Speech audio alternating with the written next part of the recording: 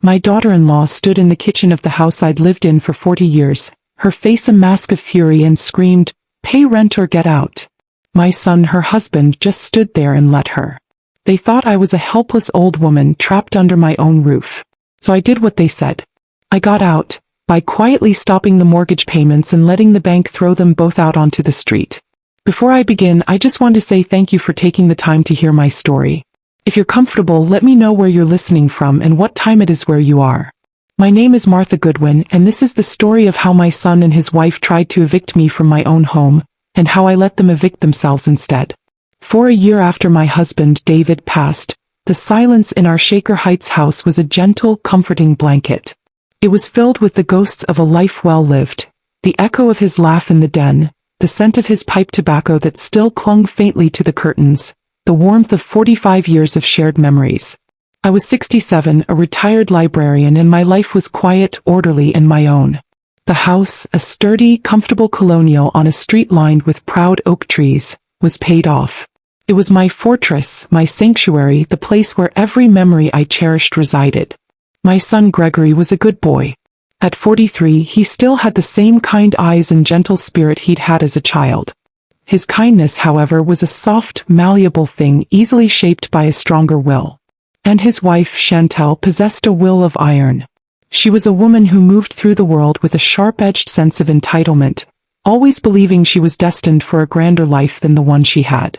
She worked part-time in retail, a job she clearly felt was beneath her, and spent her money on things that looked expensive, creating an illusion of wealth they couldn't sustain. The call that changed everything came on a Tuesday. It was Gregory, his voice tight with a panic he was trying to hide. He'd been working as a freelance graphic designer, a career path that was a series of peaks and valleys. He was in a valley. A deep one. A major client had pulled out and his income had vanished overnight. They were behind on their rent, their car payment, everything. "Mom," he'd said, the word heavy with shame. "We're in trouble. Real trouble." 3 days later they were on my doorstep, surrounded by boxes and suitcases. It was supposed to be temporary. That was the word they used, a mantra to soothe my anxieties and their own pride. "Just for a few months, Mom. Just until I can get back on my feet," Gregory promised. Chantel, however, looked around my comfortable lived-in home not with gratitude, but with an appraising eye, as if she were inspecting a property she was considering buying. "It's a big house for one person," she'd commented, running a finger along my polished dining room table. "We'll be able to really help you out with the upkeep." I wanted to help. He was my only child. Seeing him in such a state of desperation broke my heart. I wanted to give him the stability and security that David and I had worked our entire lives to build. So I made a decision, a fateful one, born of love and a mother's instinct to protect her young. Their immediate problem was a mountain of debt they had accumulated. They needed a lump sum to clear the slate and get a fresh start. My savings were healthy, but not substantial enough to cover everything without leaving me vulnerable. The house, however, was a different story. It was my biggest asset, completely paid off, a testament to decades of careful planning. So I made them an offer. "I'll help you," I told them, sitting at the kitchen table where I'd once helped Gregory with his homework. "I'll take out a small mortgage on the house. A home equity line of credit. It will give you the cash you need to settle your debts. You can live here rent-free. The only thing I ask is that you make the monthly mortgage payment. It won't be much, a few $100s. It's a way for you to contribute, to have some responsibility while you get back on your feet." Gregory wept with relief. He hugged me, burying his face in my shoulder like he did when he was a little boy who'd fallen off his bike. "Thank you, Mom," he whispered. "You're saving us. I promise we'll pay it every month. You won't have to worry about a thing." Chantel's reaction was different. There was no gratitude in her eyes, only a flicker of something else, triumph. As if a plan she had set in motion had just come to fruition. "That's very generous of you, Martha," she said, her smile not quite reaching her eyes. "It's the right thing to do. We're family after all." I went to the bank the following week. My best friend, Patricia Fields, a retired bank manager with a mind as sharp as a tack, came with me. She had been my friend for 40 years and had a healthy skepticism of Chantel that she never bothered to hide. "Are you sure about this, Martha?" she'd asked as we sat in the loan officer's office. "Giving them that much control?" "They're my family, Pat," I'd said, trying to convince myself as much as her. Gregory's a good boy. He just needs a little help. Patricia had just grunted, a sound of deep disapproval, but she helped me read the fine print. The loan was solely in my name. The house was the collateral. The responsibility legally was all mine. The bank approved the loan, and I wrote a check to Gregory for a sum of money that made my hand tremble. It felt like I was handing over a piece of my security, a piece of the fortress David and I had so carefully built. They were ecstatic. They paid off their debts, and for the first month the arrangement seemed to work. Gregory was looking for new clients, Chantal was redecorating her new bedroom, my former guest room, and the house was filled with a new kind of energy. The first mortgage payment was made on time. I felt a sense of relief. I had done the right thing. I had helped my son. I had provided a safe harbor for my family in their time of storm. But I soon learned that some storms don't pass. They move in. They take over. And they can rot a house from the inside out. The arrangement I had made to save them would become the very weapon they would try to use to destroy me.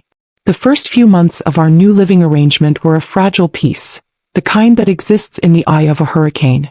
Gregory made the mortgage payment each month, transferring the money to my account so I could pay the bank directly. He was actively looking for work, and Chantal seemed content enough playing lady of the manor, filling my home with her belongings and her loud, overbearing presence. The temporary nature of their stay was a fiction we all tacitly agreed to maintain, though the roots they were putting down in my home felt deeper and more permanent with each passing week. The money I had given them, the sum that was meant to be a fresh start, vanished with alarming speed. It wasn't used to build a safety net or invest in Gregory's business. It was squandered. Chantal, free from the immediate pressure of debt, embarked on a spending spree. New clothes, expensive dinners, a new top-of-the-line laptop for Gregory, a weekend getaway to a spa resort. They were living a lifestyle that even a successful two-income couple would find extravagant. I'd see the credit card statements left on the kitchen counter, the sheer volume of their consumption a stark, sickening contrast to the frugal life David and I had led to secure this very house. As the money dwindled, the atmosphere in the house began to sour. Gregory's job prospects remained stagnant and the pressure mounted. Chantal's contentment curdled into a familiar, sharp-edged resentment. She started making snide remarks, little digs at my expense. "Don't you ever get tired of watching the same old shows, Martha?" she'd ask, snatching the remote from the coffee table to flip to one of her reality TV programs. "This wallpaper is so dated," she'd comment, running a disdainful hand over the floral print in the dining room that my husband and I had picked out together. "This whole house could use a serious update." She treated me like a doddering, irrelevant old woman, a piece of outdated furniture in the house she now considered hers. She would reorganize my kitchen, moving things to places I couldn't find them. She would complain about the food I cooked, the way I did my laundry, the very rhythm of the life I had lived in that house for 40 years. Gregory, caught in the middle, became a ghost in his own life. He would retreat to his computer, headphones on, avoiding eye contact, avoiding conflict. He saw what was happening, I know he did. But he was weak. He loved his wife and he was terrified of her temper. So he allowed her to disrespect me, to slowly and systematically dismantle my authority in my own home. His silence was a constant ringing endorsement of her cruelty.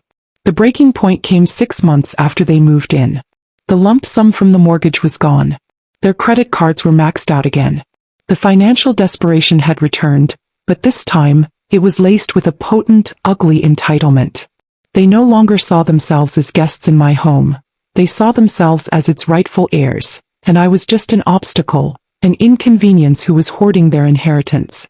The argument started, as most of them did, over money. I overheard Chantal berating Gregory in the kitchen, her voice a low, vicious hiss. "I don't understand why you won't just ask her for more money, Greg. She's sitting on a gold mine. This house is worth a fortune and we're living off scraps." "She already gave us the money from the mortgage, Chantal," Gregory mumbled. "I can't ask her for more." "Why not? It's your house too. Or will be. Why should we have to wait?" Later that evening they confronted me together. It was a planned attack. They came into the living room where I was reading, their faces set in grim, determined lines. "Mom," Gregory began, his voice shaky, unable to meet my eyes. "We need to talk about the finances. Things are tight again." Chantal cut him off, her voice sharp and impatient. "What he's trying to say, Martha, is that this arrangement isn't working for us anymore. We're the ones with all the expenses. The kids, the car, the food. We're carrying the entire financial load of this household. I stared at her, my heart pounding. The financial load?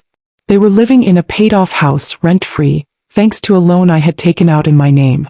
The sheer audacity of her statement left me momentarily speechless.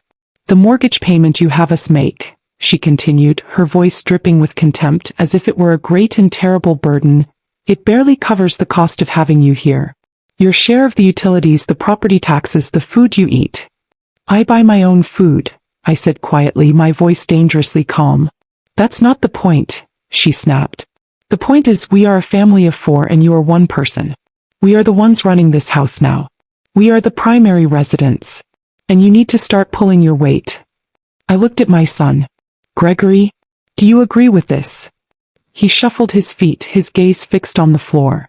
Things are just really hard right now, Mom, he whispered. It was a coward's answer. A complete abdication of his role as my son. Chantal saw her opening.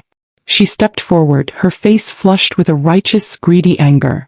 She was the one in charge now and she wanted me to know it. So we've decided, she announced, her voice rising, that things need to change. It's only fair that you start contributing properly. We've worked it out. We need you to start paying us rent. Rent. The word hung in the air, ugly and obscene. She wanted me to pay her rent to live in the house that I owned. We think $500 a month is a fair number, she said, as if she were a reasonable landlord negotiating a lease. It will help us cover the costs and finally get ahead. I couldn't speak.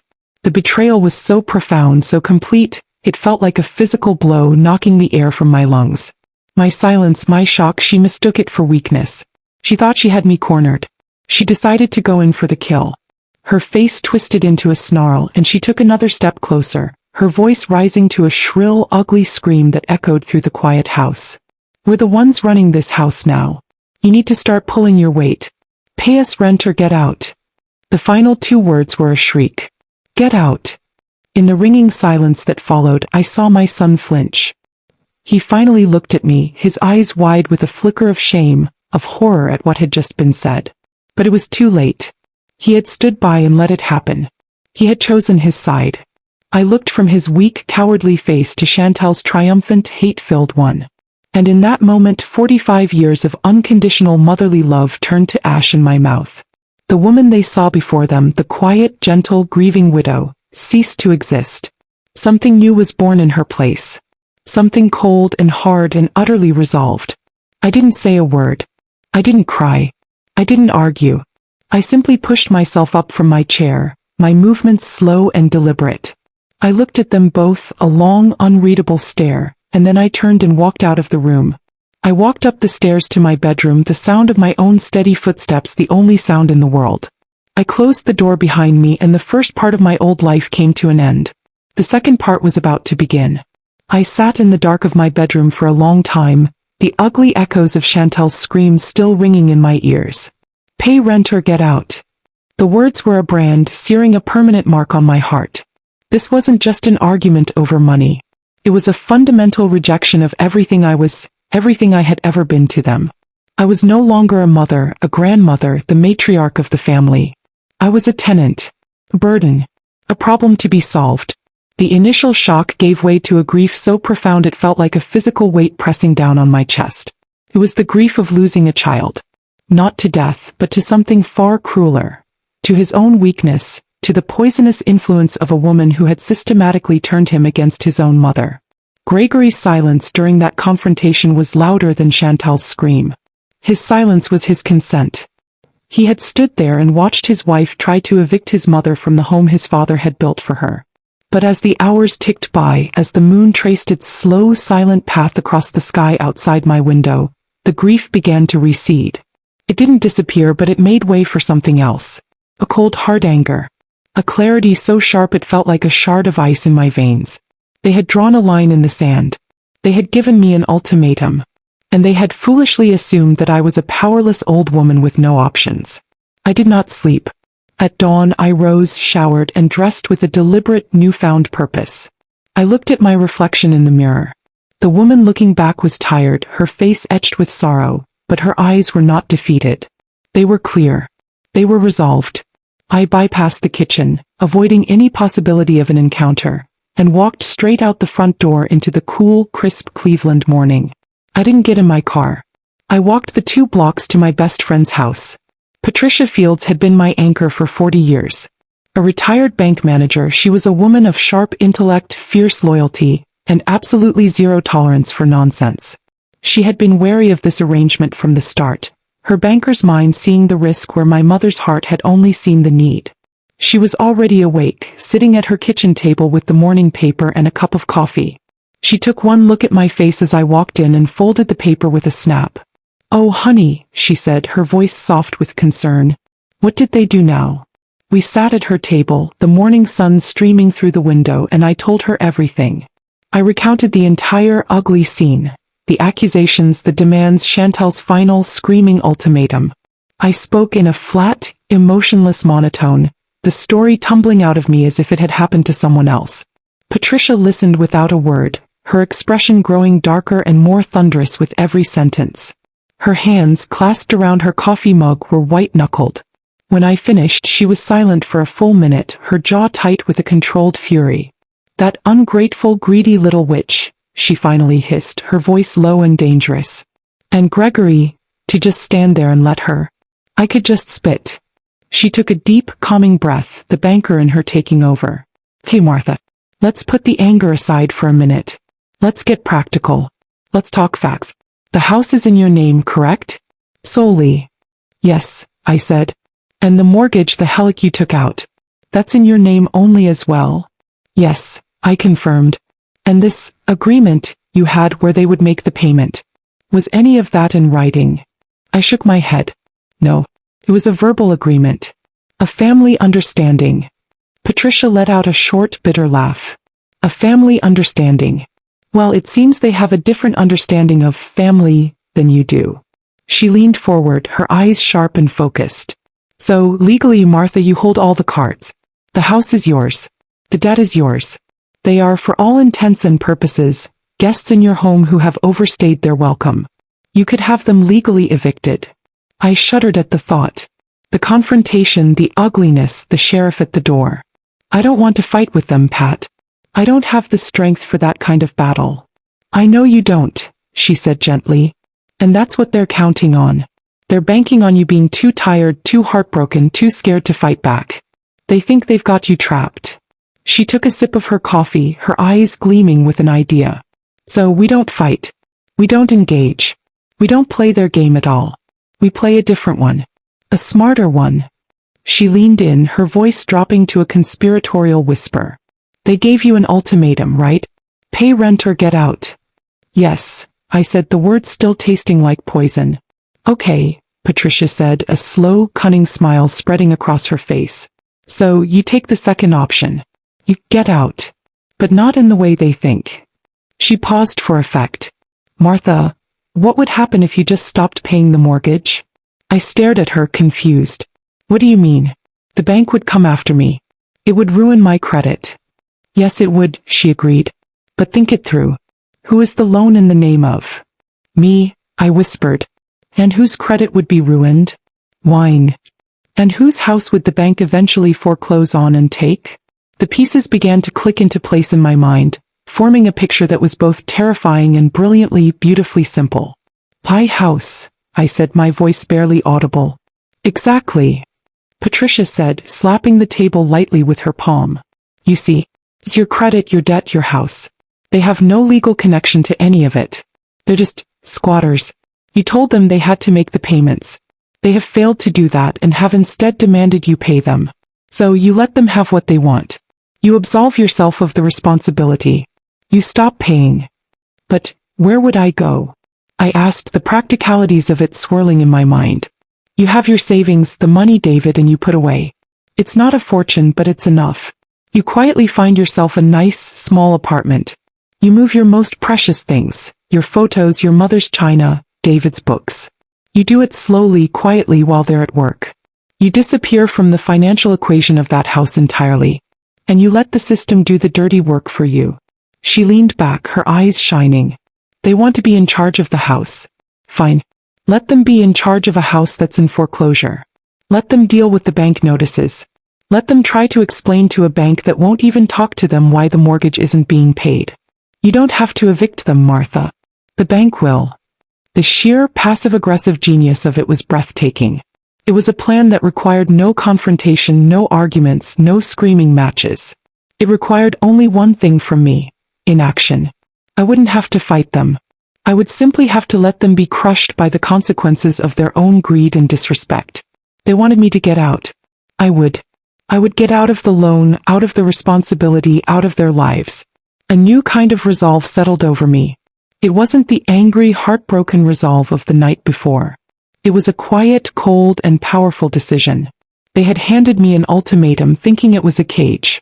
But they had accidentally handed me the key. I looked at Patricia, my oldest and dearest friend, and for the first time since this nightmare began, I felt a flicker of hope. A flicker of power. Okay, I said, my voice steady and clear. Let's figure out the first step. The decision was made. I was getting out. And they would never see it coming. The days following my quiet decision were a strange exercise in duality. On the outside, I was the same Martha Goodwin I had been for weeks. A quiet, grieving widow moving through the rooms of her home like a ghost. I was polite, distant, and unobtrusive. I avoided confrontation, ate my meals alone, and spent most of my time in my room or at the local library. To Gregory and Chantel, I must have looked like a woman who had been thoroughly defeated, a woman who was trying to figure out how to capitulate to their demands. They were smug, their victory assured. They had no idea that beneath my placid surface, I was a whirlwind of methodical, focused activity. With Patricia's guidance, I began to execute our plan with the quiet precision of a librarian cataloging a new collection. The first step was to secure my own future. I spent a week searching for apartments and found a perfect one. A small, sunny one-bedroom unit in a well-maintained building for seniors, just a few miles away. It was clean, quiet, and most importantly, entirely my own. I signed the lease using my savings, a secret act of rebellion that felt more empowering than any angry words could have been. The next step was the quiet exodus of my life from the house. Every day while they were out, I would pack a single box. Not with clothes or furniture, but with the things that truly mattered. The things that held my history. I packed the leather-bound photo albums filled with pictures of David and a smiling, happy Gregory. I carefully wrapped each piece of my mother's china, the plates we had used for every holiday dinner. I packed David's collection of antique woodworking planes, his favorite books, the hand-carved duck he had made for me on our 10th anniversary. Each afternoon, I would put the box in the trunk of my car and drive it to a small storage unit Patricia had helped me rent. Piece by piece, memory by memory, I was moving the soul of my life out of that house, leaving behind nothing but an empty shell for them to fight over. The most crucial step, of course, was the one that required me to do nothing at all. The mortgage payment was due on the 1st of the month. On that day, I simply didn't pay it. I didn't transfer the money. I didn't log into the bank's website. I just let the day pass. It was the loudest, most powerful act of defiance I had ever committed, and it was utterly silent. Life in the house continued its tense, cold rhythm. Chantal would occasionally make a snide remark. "Have you figured out how you're going to come up with that rent money yet, Martha?" she asked one evening, a smirk on her face. "I'm still working on it," I replied, my voice neutral, giving her nothing. My calm passivity seemed to infuriate her more than any argument would have. She wanted a fight. She wanted me to cry, to beg, to plead. She wanted to see me broken. Instead, I was a placid, unreadable lake. She had no idea of the powerful currents moving deep beneath the surface. The first month passed. I didn't pay the mortgage. The second month passed. I didn't pay the mortgage. I knew from Patricia's banking experience that it would take about 60 days for the first official, serious notice to arrive. I waited. It came on a rainy Wednesday afternoon. I was in the kitchen when the mail carrier came to the door. Chantal, who had developed a habit of grabbing the mail before I could, snatched the bundle from the slot. She sifted through it, tossing the junk mail onto the counter. And then she stopped. She was holding a thick, cream-colored envelope. It had a window on the front, and the return address was from the bank's loss mitigation department. It was addressed, of course, to me. Her brow furrowed. She looked at the envelope, then at me, a flicker of suspicion in her eyes. With a sharp, decisive movement, she ripped it open. Her eyes scanned the page, her expression shifting from suspicion to confusion, and then to pure, unadulterated rage. "What is this?" she said, her voice a low, dangerous hiss. She thrust the letter at me. It was a formal notice of delinquency, written in stark, unforgiving legal language. It stated that the loan was 60 days past due, that penalties were accruing, and that failure to remit payment would result in the initiation of foreclosure proceedings. "What is the meaning of this, Martha?" she demanded, her voice rising. "Have you not been paying the mortgage?" I took a slow, deliberate sip of my tea. I looked her straight in the eye, my expression calm. "That's correct," I said. "I have not." "You haven't been paying it?" she shrieked, her voice cracking. "For 2 months. Why not? Are you trying to ruin us? To ruin our future?" I set my teacup down in its saucer with a soft clink. "Let me be clear, Chantal," I said, and the cold, quiet authority in my voice made her take an involuntary step back. "It is my future you are talking about. It is my credit that is being affected. And it is my house that the bank is threatening to foreclose on." I stood up, my small stature suddenly feeling powerful. "You gave me an ultimatum. You told me to pay you rent to live in my own home or to get out. You screamed it at me in this very room. I have decided to honor your request. I am getting out." Her face was a mask of disbelief. "What are you talking about?" "I am getting out of the financial responsibility for this house," I explained as if to a small, slow child. "Since you and Gregory have taken it upon yourselves to be the primary residents, I am leaving the primary responsibilities to you. You wanted to be in charge? You are. The mortgage is now your problem to solve." But our names aren't on the loan," she sputtered, the reality of her powerlessness beginning to dawn on her. "The bank won't talk to us." "I'm aware of that," I said, a flicker of a smile touching my lips.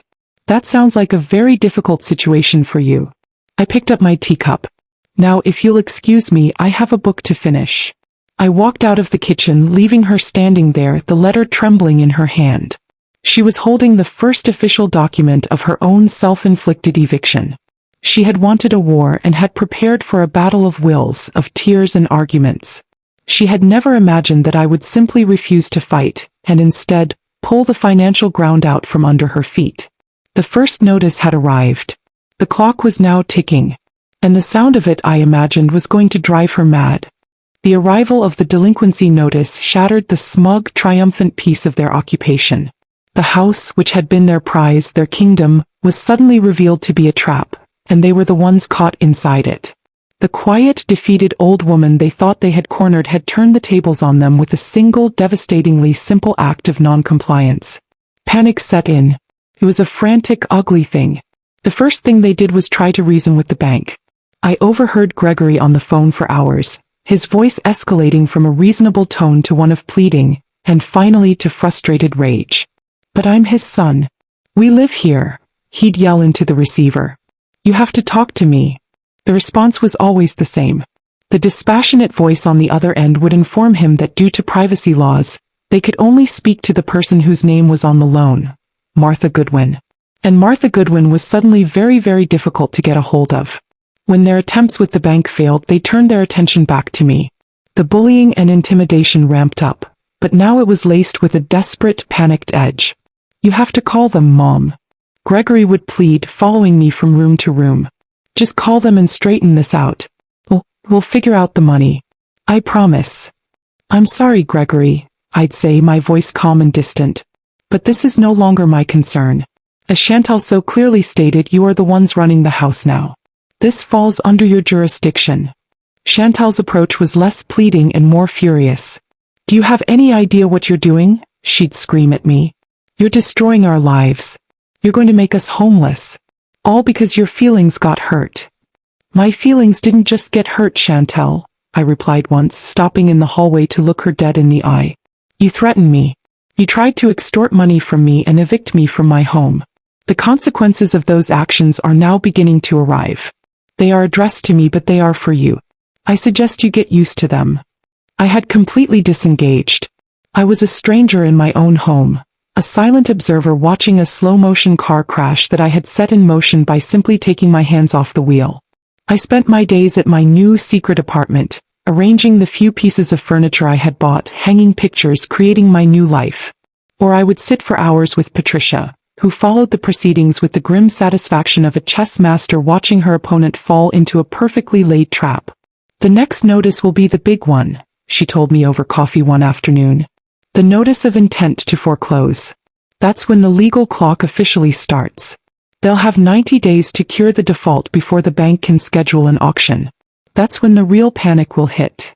He was right. The notice arrived a month later, delivered by certified mail, which required my signature. I signed for it calmly and left the unopened envelope on the kitchen table for them to find. The sight of that official legal document sent a new wave of terror through the house. The words foreclosure and public auction were a death knell to their dreams. Their arguments grew more frequent, more vicious.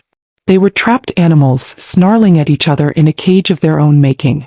They had no money to cure the default, which now included months of missed payments, late fees and legal costs. They had no legal standing to negotiate with the bank. And they had no power over me. My passivity was my armor and my weapon. I refused to be drawn into their chaos. I would listen to their screaming matches, their pleas, their threats, with the detached interest of someone listening to a radio play. They were no longer my family. They were just two desperate people who had made a terrible, life-altering miscalculation. They tried everything. They called a lawyer who, after hearing the situation, likely told them the grim truth. They had no case. They had no rights to the property. Their only option was to appeal to the goodwill of the homeowner, and it was abundantly clear that the homeowner's goodwill had been permanently exhausted. They even tried to use the grandchildren as leverage. "What about the kids, Mom?" Gregory asked me one night, his voice thick with a fake manipulative emotion. "Are you really going to let them be thrown out on the street?" "What about the kids, Gregory?" I countered, my voice cold. "What kind of lesson are you teaching them? That it's okay to disrespect your elders? That it's okay to bully and threaten your own mother? They are in this situation because of the choices you and your wife made. Not because of me." The 90-day clock ticked down, each passing day another turn of the screw. The house, which Chantal had once been so eager to redecorate, now felt like a tomb. They stopped cleaning. A layer of dust and despair settled over everything. They were living in the physical manifestation of their own failure. I, on the other hand, was preparing for my departure. I had quietly moved all of my essential documents, my cherished belongings, and most of my clothes to my new apartment. The woman who lived in the Shaker Heights house was just a shell, a placeholder waiting for the final act. The final notice came in the mail, a date for the sheriff's auction. The house I had built, the home I had loved, was going to be sold on the courthouse steps to the highest bidder. I felt a pang of sadness, a moment of grief for the memories. But it was quickly replaced by a sense of profound, liberating peace. I wasn't losing a home. I was escaping a prison. Gregory and Chantal saw the auction notice and something inside them finally broke. The fight was over. All that was left was the grim, humiliating reality of their defeat. They had wanted me to pay rent or get out. And now, because of their own greed, the bank was forcing all of us out. They just didn't realize that I had already left. The final weeks were played out in a state of surreal, suspended animation. The foreclosure auction took place on a Tuesday morning. I didn't go. Patricia went out of a sense of professional curiosity and reported back to me. The house, my beautiful, sturdy house in a prime Shaker Heights location, sold quickly. A young family, she said, had bought it. They were excited, full of plans. Life would go on in those rooms. New memories would be made. That thought brought me a surprising sense of peace. The house deserved laughter again. Back at the house, Gregory and Chantal were living on borrowed time, waiting for the final, inevitable shoe to drop. The fight had completely drained out of them, leaving behind a hollowed-out resentment and a thick, suffocating despair. They barely spoke to me or to each other. They were simply existing, trapped in a countdown they had started but could not stop. The new owners were legally required to go through a formal eviction process to remove the home's current occupants. It was a legal formality, but one that came with a stark, official finality. About 2 weeks after the auction had happened, I was in the kitchen making myself a cup of tea, when I saw the sheriff's car pull up to the curb. A uniformed deputy, a woman with a kind but no-nonsense face, walked up the path holding a clipboard. I knew what it was. The final notice. The official order to vacate the premises. I opened the door before she could even knock. "Good morning," I said calmly. She looked at me a bit surprised. "Ma'am, I'm here to serve an eviction notice for the residents of this property." "I understand," I said. "I am the former owner.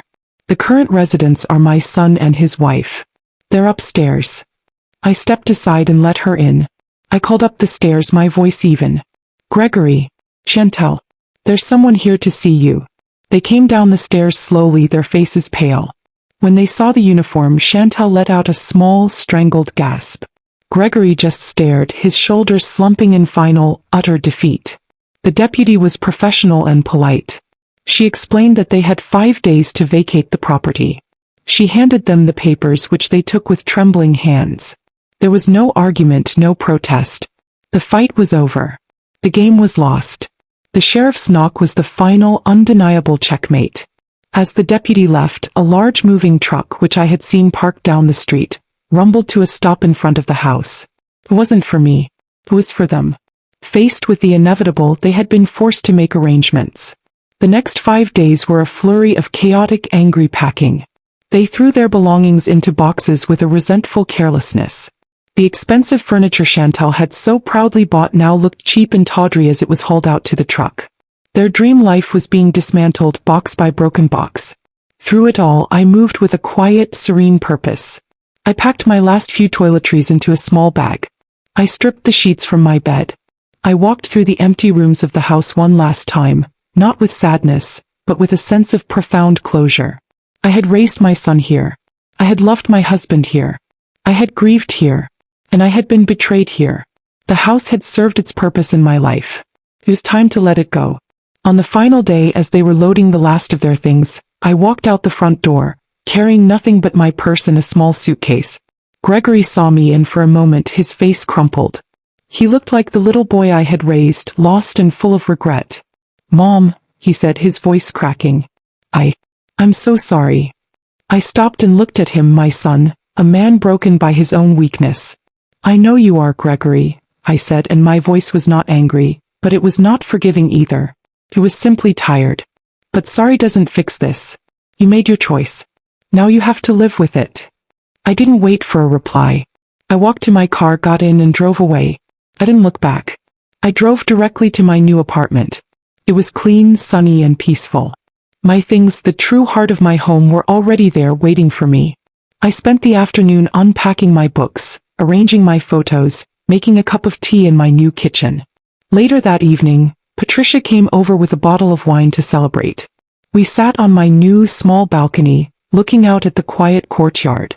"So they're officially out?" she asked. "They are," I said. "And how do you feel?" I thought for a moment, sipping the wine. I didn't feel vengeful. I didn't feel triumphant. I felt light. The immense weight of that house, of their disrespect, of my own grief and anger, had been lifted. "I feel free," I said, and it was the truest thing I had ever said. My daughter-in-law had screamed at me to pay rent or get out. I had refused to pay the price she demanded. But I had gotten out. I had gotten out from under the weight of their greed. I had gotten out of a house that had become a prison. I had gotten out of a relationship that was causing me nothing but pain. I hadn't fought them with anger and screams. I had simply let their own actions create a consequence so large, so absolute, that it had swept them away. And I had quietly stepped aside and let it happen. The silence, I had learned, was the most powerful response of all. And the peace it had bought me was priceless.